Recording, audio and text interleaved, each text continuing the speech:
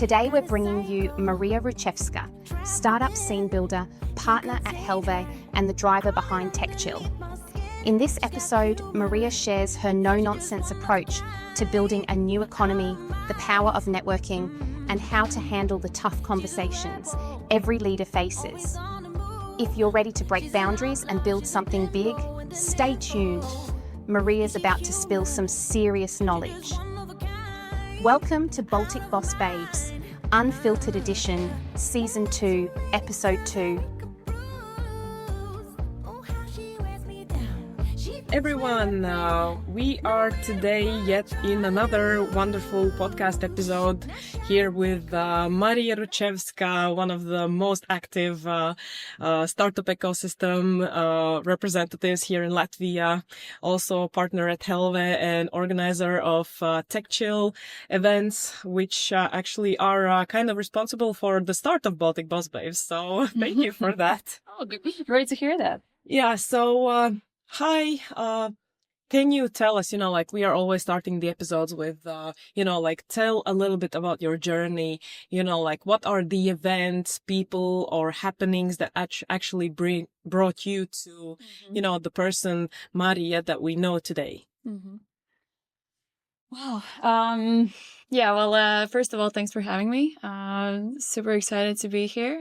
And I hope this episode will perhaps at least, move some motions into listeners' surroundings.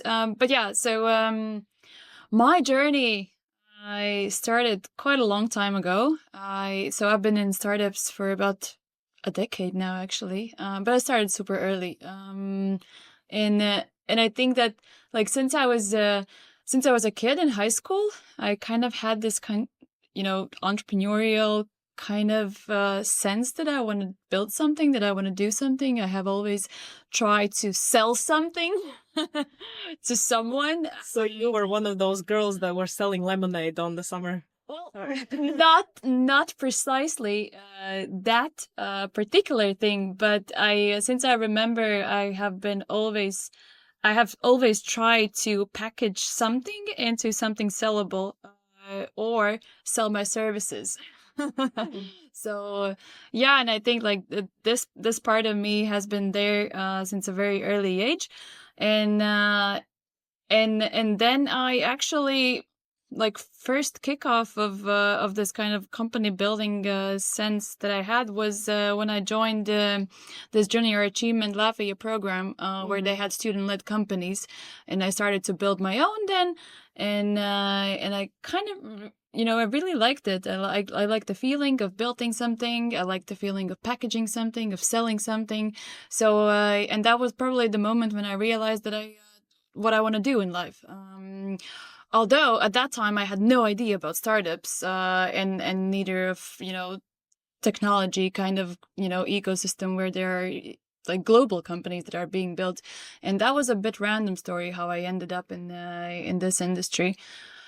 And for that we I think date back to 2015-ish, which was the year when I was really desperately looking for an internship for my university, which I had already postponed for a couple of months. I didn't find anything, not that I was looking for, of course, but I had to I had to gain this experience for the paperwork and so on.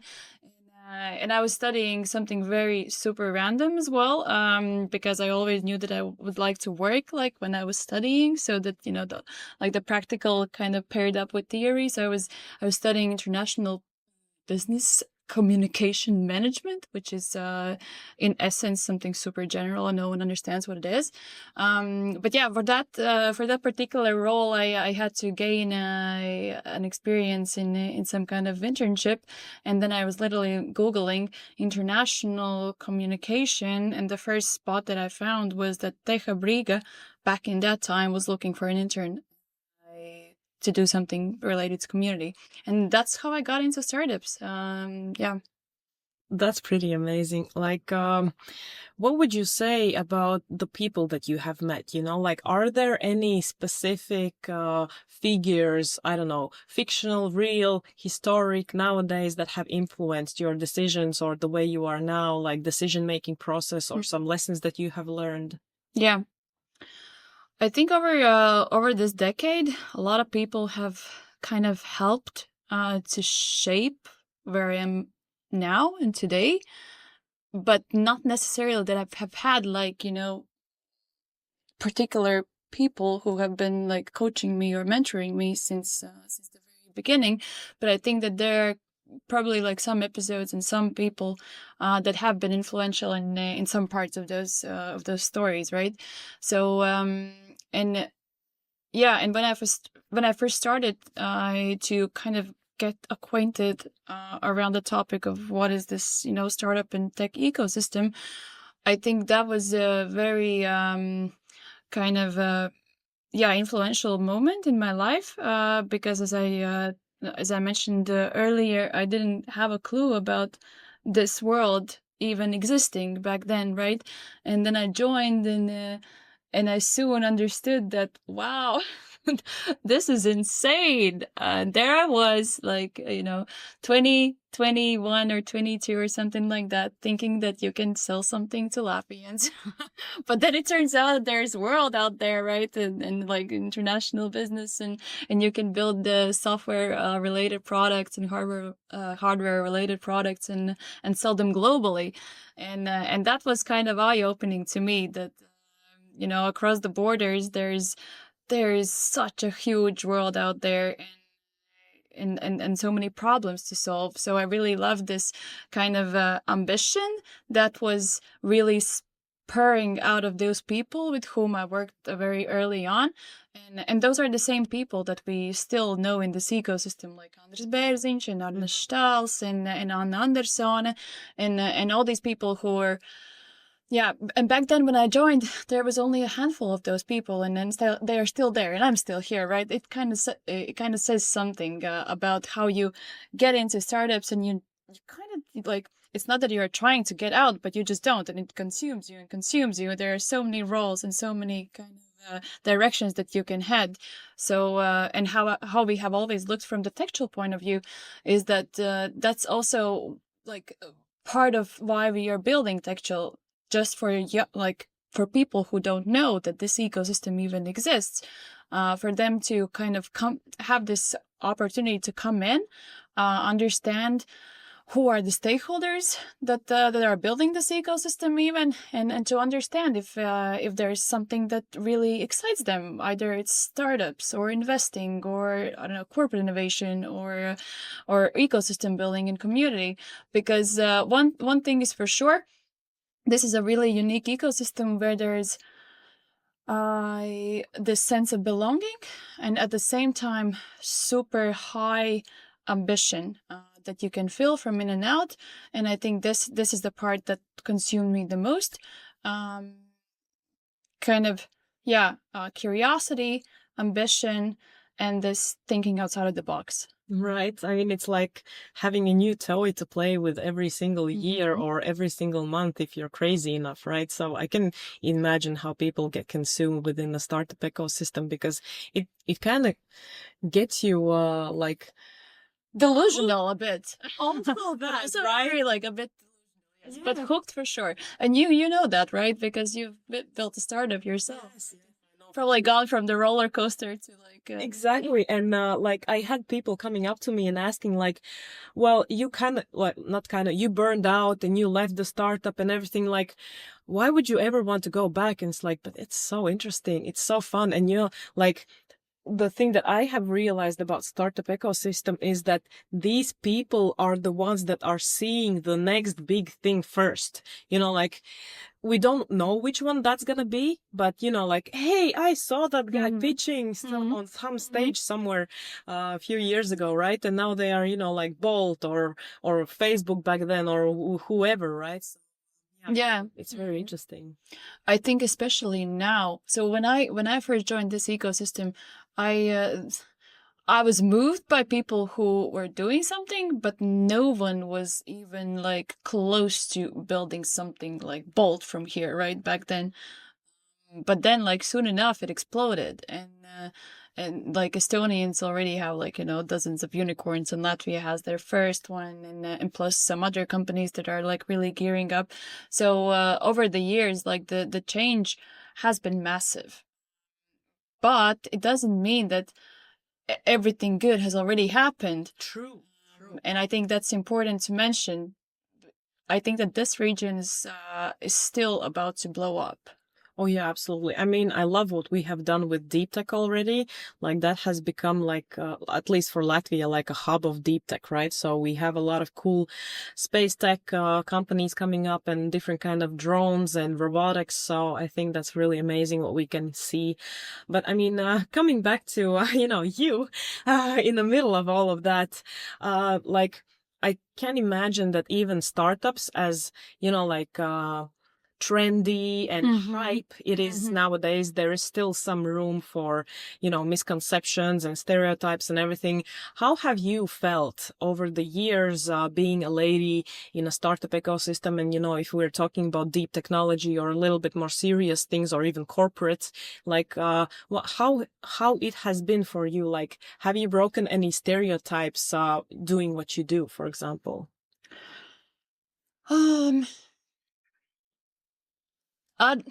That's a good question, actually, that I don't have like a particular answer to. I think that it kind of goes both ways. From the stereotype breaking perspective, I don't think I have ever tried to break any stereotypes related to my personal work as a woman in sort of tech, if you can say so. But then again, I feel like I have really pushed for startups to be put on a strategic mapping from the economic growth perspective when it comes to our region, because I believe that in order to build a new economy, which we have to build, like we're a small nation, there is only like, handful of people in this country. And I don't think that these kind of legacy businesses that has kind of maintained our economy will still be the ones that will drive the growth of this region. So I'm a big believer that we need to build this kind of new economy that mostly consists of global businesses and scalable products that are headquartered here. And I think this has been maybe like the toughest journey to really push towards our government to make room for this, to make availability, to have enough agenda in order for us to push through some legislations and perhaps just like put this on a higher path when it comes to strategic kind of thinking point of view. And I think like the work hasn't yet ended. It's still an ongoing process, and that has been probably like one of the stereotypes that we break, because unfortunately there are still a lot of people who think that startups, they just like tinker around, then they raise some money, then they end up like being broke after a few months because the runway has ended, and that's how this world works, right? It's just like a really high risk, let's say, industry. But at the same time, if we don't really focus on building these new companies here, where are we gonna end up? True. I mean, if you think about it, like every big company, I don't know, tech or no tech, they also have been a startup at some point, right? So kind of it kind of feels weird to discriminate, the start of something when you realize that basically they have come from something that they are discriminating right now. So basically, that's kind of double standard there. Yeah. So I think it's like also a chicken and egg problem. True. And but it's not going to change. I mean, either we embrace this, we embrace that we're gonna probably like burn a lot of money while making, you know, a handful of companies, which we have already done. We just need to really like keep on focusing on that, and we can't really, you know, left our guard down on this one. Mm-hmm. Like I can imagine you being in, you know, international communications and communication per se, like marketing environment and everything. Like since we want to keep the Baltic Boss Babes inspired with different kind of stories, I was wondering, like, have you had any experience or encounter where you actually had to go through a very uncomfortable conversation, when you actually had to kind of compose yourself, and how did that conversation go, and what were the lessons learned from that? I think the most uncomfortable conversations that I've had are the ones where you speak to your employees about different types of stuff. I mean, like, you can speak probably like also not that comfortable conversations with your clients or I don't know, like some, you know, third parties, but I think like the most uncomfortable ones are the ones that you have with, you know, relatively like close work related people. And of course, like during my entrepreneurial journey, I've had many difficult conversations with different, you know, teammates from time to time.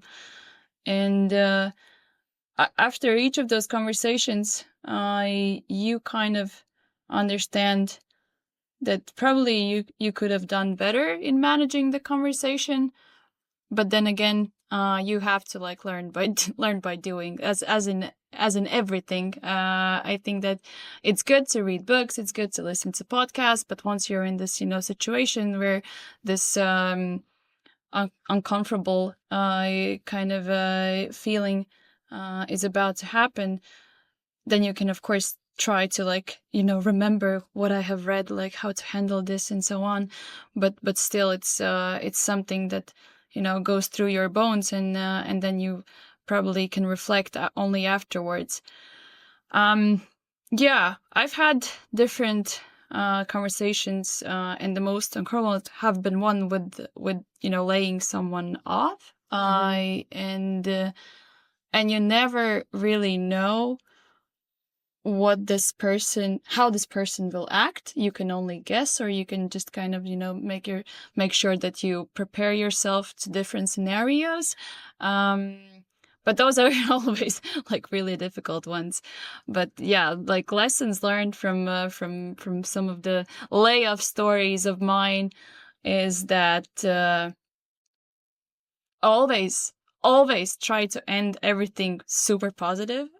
Like, As tough as that sounds, we can understand. as tough as it sounds, my tip is just, you know, perhaps try to give feedback, but not too harsh. Because like after, I don't know, this person will probably, you know, go further in their career and so on. And in this sense, you probably just, you know, as an ex-employer, you would still like to have this, like, you know, positive picture of yourself when this person is continuing their journey, right? So yeah, so give feedback, but not too harsh, would be my first kind of advice. And then, yeah, try to be as honest as possible with everything, you know, with the reasons, especially because it's not always it's about this person. Not about the good performance. Yeah, it's not about the good performance or bad one. And I feel like from the conversation that I've had with other founders and company owners is that sometimes they tend to shy away from difficulties of managing their own companies, and then they just, you know, give some really random like feedback to this person who's being laid off. because they are just not really confessing to themselves that they have fucked up something, right? Yeah, So true. and I think like as long as you're like honest and to this person about everything that happens in the company, you will remain in their good graces. And this is how you also kind of make sure that they will keep on respecting you as an ex-employer. Right, and you don't even know, they might even come back after a few years, Yeah. having gained so much more experience, and they might be very beneficial to the company. They would be happy to come back if their position never occurred again. So yeah, definitely. Yeah. And I think like this kind of relationship management with the people who are working for your benefit, right? Essentially, is the most important thing, no matter what happens. True. I'm curious. Like you have done so much, and it's been a decade in a startup ecosystem. Like, what were I don't know, some unconventional things you've done? Like, of course we can understand that startup ecosystem is not something that is very mundane in its sense, but maybe there is something that is kind of standing out from all your years of experience, like trying to keep in the prism of you being a lady within like very dynamic ecosystem, and maybe you even shocked yourself at some point about, oh wow, I did that. Yeah, I think there has been a couple of those sort of unconventional stuff that has happened over the years. The first that I remember was when I was still the CEO of TechChill, 2017 or 18. No, it was like 18, I think. Like the last year when I was heading the conference. Yeah, at that point, my only task was to sell Latvia, which was the product that we were packaging, right? We were packaging Latvian startups. We were packaging Latvia as a really hot startup destination for smart capital, for talent, etc., etc. And I had spent like 3 years nonstop moving from one conference to another to really personally invite every single investor that I meet on the way. Yes, that I meet on the way. And then I, like, in the meantime, I was hunting for really high level founders, and just like business owners who would come to TechChill to inspire our audience. And that was very intense. And also I was after these like 3 or 4 years that I've been doing that nonstop, I was like super like exhausted. But we really like did reach the milestones, because when I started, TechChill was like a really small like meetup thing, and then we grew like super quickly. Yeah, and then after these 3 years, we did have like 150 international investors joining, which has never happened in this region like before. I had founders coming over from Eventbrite, from Y Combinator, from Volt, from Bolt. So all these like really huge and big companies, starting from Silicon Valley, ending to like Helsinki, would know who is like what is TechChill and why are they coming over. Of course, we were back then like this up and coming kind of hub, and I still remember how my pitch was that you should come over to check it out because you've probably like never been there, and plus we're doing this retreat thing. And it's gonna be very cold, like minus 20 degrees, and then we're gonna make like soup on fire and do some witchcraft and like go in sauna and build essentially a human soup outside of that. So it was about also packaging this destination as a really interesting experience that you could not say no to. I think definitely. We did. I mean, like, and then every year we would deliver this kind of speaker and investor retreat after the actual conference had happened. We would take them to woods, make them do sauna rituals, like, you know, really like do soup on fire outside. So yeah, and that's why they said yes. And back then it worked. It was all about, you know, this packaging stuff still. Of course. I mean, yeah, talk about, you know, like kind of meant to be, destined, program everything, even if it doesn't make sense at first. Yeah. And this was a really like interesting time in my life where I had the ability to really build the network, and yeah, of really cool and interesting and helpful people. And I still, you know, still have this network that I can rely on no matter what. So yeah, that's was a really, really good kind of thing that had happened with me. And I think that that's also like partially why I'm doing what I'm doing, because afterwards I started to build my own company, Helve.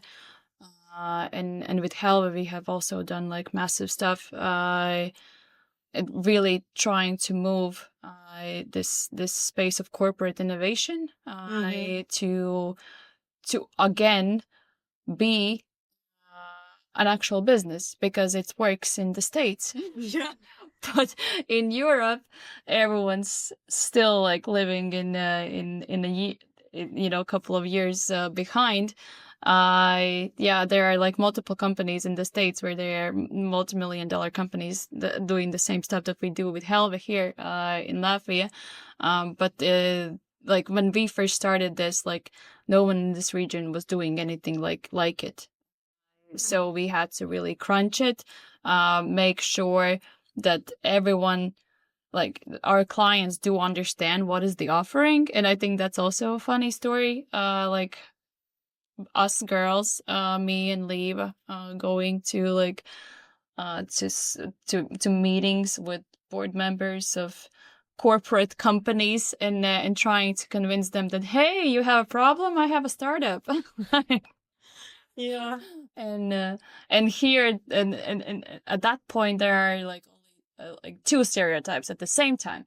First of all, no one believes in startups, and like corporate companies are like probably the last kind of Sure. believer in this, because they see startups as a as a company that is just like very risky, and they're gonna probably lose time on this, and etc. But then again, it's the same chicken egg problem. So those startups need those companies to, you know, buy from them something. So we were trying to like not only like beat that part where startups are not a thing and everyone sees more like a threat in working with them rather than benefit, but also like it's us girls, right? Trying to sell something to like 60 plus old males. Gray men, yeah. Yeah, but it has never been a problem for me. It's just like take every single question at a time.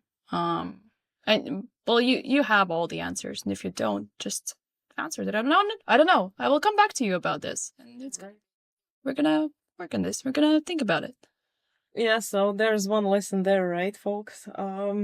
Since we are slowly running out of time for our wonderful episode, I would actually like to ask the question that we also ask to almost every single one of our guests is, like, you imagine having a really tough day, you know, like when absolutely nothing works. Like, what are the remedies that you have, like life hacks for actually chilling down before going to sleep, or, you know, like successfully ending your day? Mm-hmm. Oh, well, if only I knew. I don't think that I have come to this understanding yet. I assume that everyone wants to hear my tips and tricks in managing my kind of, you know, mental well-being in that sense.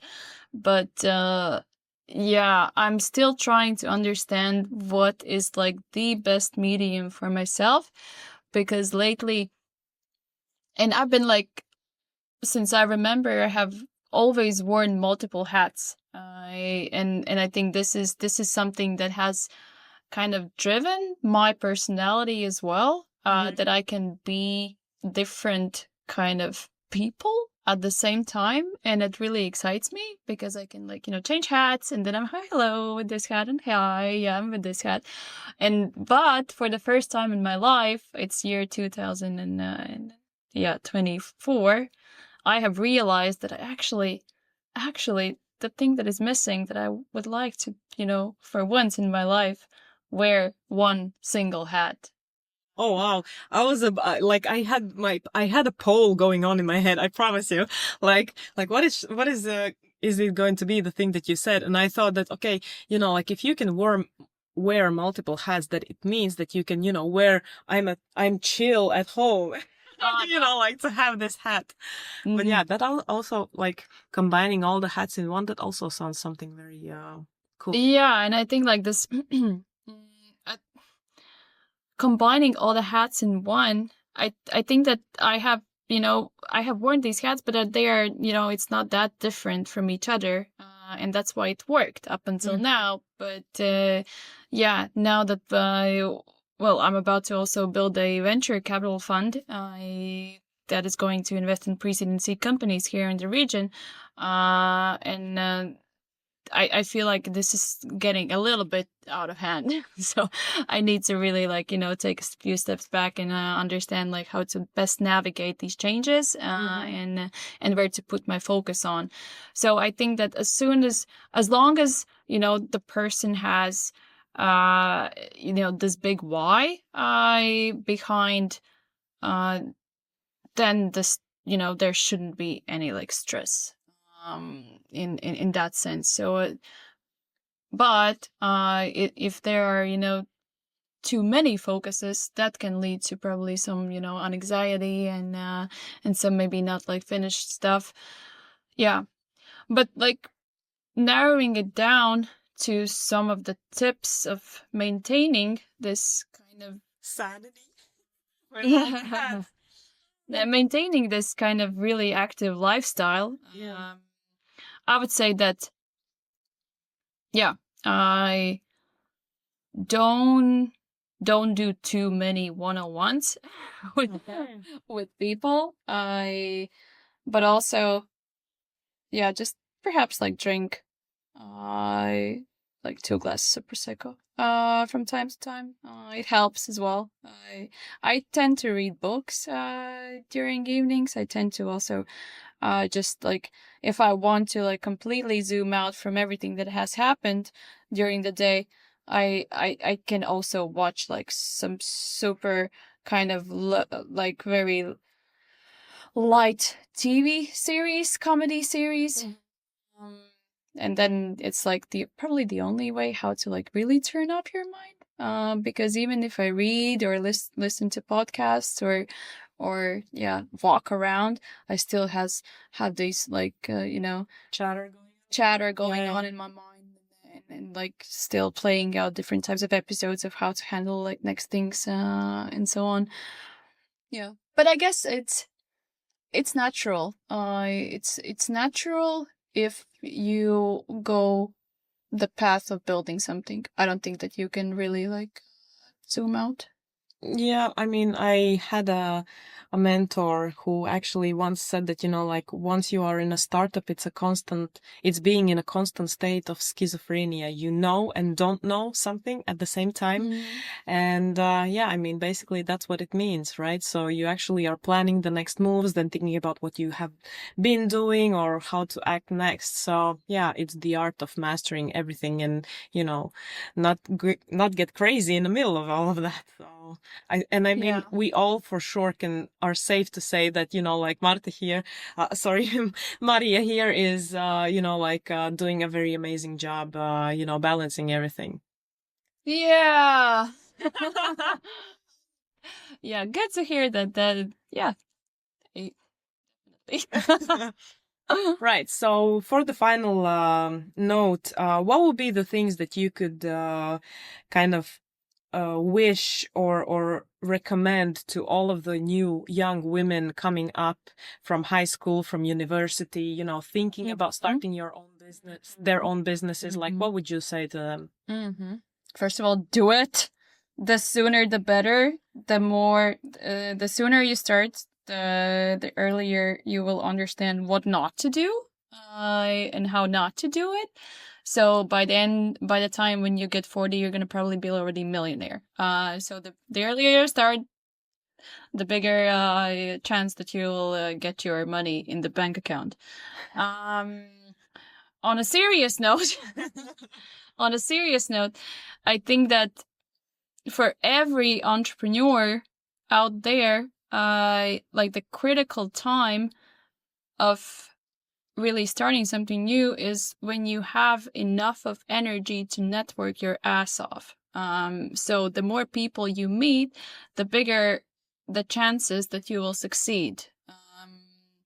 And why am I saying this? It's because no woman, no man ever built anything alone. True. And I think that for everything, for every type of company, whether it's a startup or a tech company or a lifestyle business, whatever you're building, it's all about the kind of network effort. Because you will need a lot of input from different types of folks. Yeah, and you can never know where the help might come, Like I had a story where somebody actually helped somebody, on the street because this person was having a heart attack, right? And as a thank you after getting well, because this person survived, he sent, like a thank you flowers to the office of this lady. And turns out that in the end, she was the one who helped with business and all kinds of different decisions after that. Right. So, and it was completely random, right? And then you can imagine if you're doing it in a targeted way. Yeah. So there's so much help out there. And that's serendipity, what you're saying. Yeah. But also, like, every single relationship in a way is targeted serendipity, probably. Like, you never know, like, what's going to come out of this. And at the same time, also have the feeling that you only have like this much energy to like really like push yourself out there in the very beginning of your career. Because, after some time passes, you start to, get kids, your probably like focus shifts a bit to something like a bit more narrow. And then you have already like understood like who are the people that are going to, help you achieve this goal. But like before you don't know what you don't know, it's super essential to go out there and understand things. Like, be curious about what other people are going through at the moment, right? And then see what makes sense. So, I would say that from the time point of view, like if you're 24, best networking years are the next 10. Exactly. And then like, throughout this time, you will understand who's going to be the ones that will help you on the journey. Great. Well, there you go, guys. If you are thinking about your business, go do it and then network your ass off and then see what happens, because it might be one of the greatest things that happens out there. Thank you so much, Marija, for being here today. I mean, it's extremely humbling, actually, to sit in front of you, because you've done so much. And then, also I want to express a dear thank you to our partners, Workland, who are hosting us. And as always, guys, don't forget to subscribe to our channels on LinkedIn and on Instagram. Thank you so much. Thank you, Marija, and see you everybody in a few weeks. Thank you. Bye. Bye. That's a wrap for episode 2 of Baltic Boss Babes Unfiltered Edition. A huge thank you to Marija Ručevska for joining us and sharing her insights on startups and leadership. Don't forget to subscribe, follow us on social media, and tune in for more episodes that'll keep you inspired and ready to take on the world. Until next time, Boss Babes, keep pushing boundaries and chasing those big ideas.